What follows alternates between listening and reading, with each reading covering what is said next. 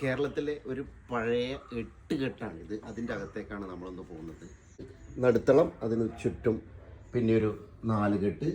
അതുപോലെ ഇവിടുന്ന് ഇങ്ങനെ ഇങ്ങോട്ട് പോയാൽ അത് വേറൊരു നടുത്തളത്തിലേക്ക് പോകും. അങ്ങനെ അവിടെ ഒരു 4 കെട്ട്. അങ്ങനെ 4 8 കെട്ടാണ് ഇരിക്കുക. പൂജാ റൂം, അതിൻ്റെ അടി ബാക്കിൽ മണിച്ചിത്ര താഴ്, പിന്നെ അതിൻ്റെ അടിയിൽ ഒരു അറ ഒക്കെ ഉണ്ട്, നമുക്ക് കാണാം.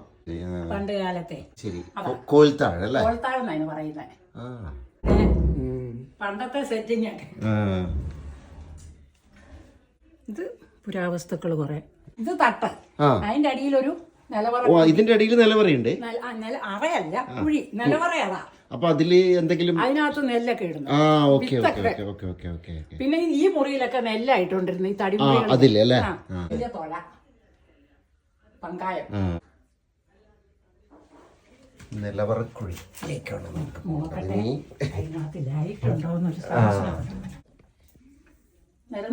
ഇവിടെ നിന്നാ കാണാം. അപ്പൊ ഇവിടെ നിന്ന് ആരിപ്പോ പോറേ ഉണ്ടാവില്ല അപ്പൊ അല്ലേ? ഇപ്പൊ അങ്ങോട്ടൊന്നേ. ഇതാണ് നിലവറ അല്ലേ? കുഴി എന്ന് പറയുന്നത് നിങ്ങൾ എന്തെങ്കിലും സാധനം വില പിടിച്ച സാധനം. സിനിമകളിലൊക്കെ കാണുന്നത് പോലെ വവാലുകളൊക്കെ പറന്നു പോകുന്നുണ്ട് ഇതിൻ്റെ ഉള്ളിലൂടെ. അങ്ങനെ 8 കെട്ടിൻ്റെ അടിയിലുള്ള പൂജാമുറിയുടെ അടിയിലുള്ള കുഴിയാണ്.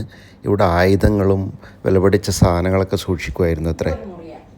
കുട്ടനാട് കാവാലത്തുള്ള 100 വർഷം പഴക്കമുള്ള ഒരു 8 കെട്ടാണ് നിങ്ങൾ കണ്ടത്.